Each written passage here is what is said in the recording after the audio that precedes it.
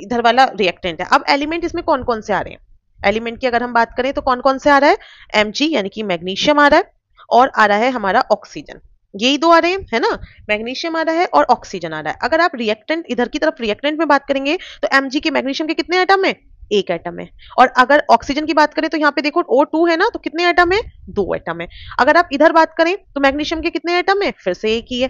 लेकिन ऑक्सीजन के कितने हैं, ऑक्सीजन का भी एक है। इसका मतलब क्या है कि दोनों साइड रिएक्टेंट एंड प्रोडक्ट में जो नंबर ऑफ एटम्स हैं किसी भी एलिमेंट के, वो डिफरेंट है ना, सेम नहीं है। तो जब when number of atoms in reactants and product are different, then that equation is called unbalanced chemical equation. आई बात समझ में क्लियर हुआ कुछ, कि अगर रिएक्टेंट और प्रोडक्ट में नंबर ऑफ एटम्स अलग अलग होंगे तो उसको क्या कहा जाएगा, अनबैलेंस्ड इक्वेशन। यहाँ पे आप देख रहे हैं कि ऑक्सीजन के एटम तो दो हैं, इधर लेफ्ट साइड में और राइट साइड में एक है। इसका मतलब दोनों तरफ इक्वल नहीं है, यानी कि ये इक्वेशन कैसी है, अनबैलेंस्ड है। अब हमारा टारगेट क्या है कि हमें इसको क्या करना है, बैलेंस करना है। क्या करना है, बैलेंस करना है। अब बैलेंस कैसे होगा, है ना, क्वेश्चन ये उठता है कि ठीक है आपको बैलेंस तो करना है, लेकिन अब आप बैलेंस करेंगे कैसे, ये बताइए। सोच के बताइए कि कैसे करेंगे।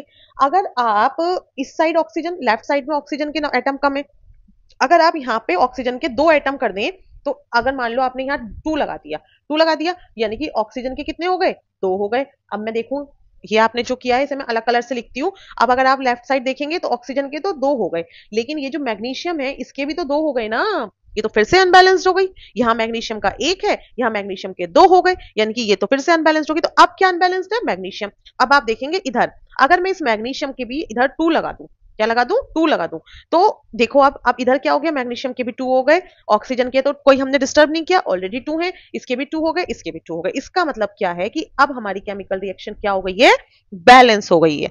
आई बात समझ में, केमिकल रिएक्शन क्या हो गई है, बैलेंस। तो अगर बैलेंस केमिकल इक्वेशन लिखेंगे, 2Mg plus O2 will give 2MgO, ये इक्वेशन हमारी कैसी हो गई, बैलेंस्ड इक्वेशन हो गई है। और वो जो पहले वाली थी वो हमारी थी अनबैलेंस्ड।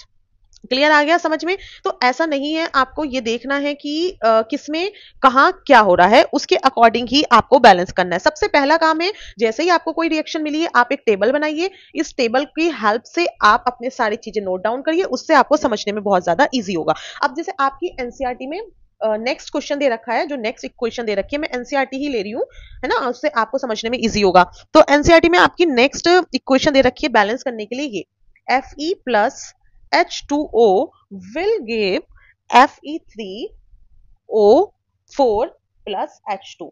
ये इक्वेशन आपको दी हुई है, आप चेक कर सकते हैं।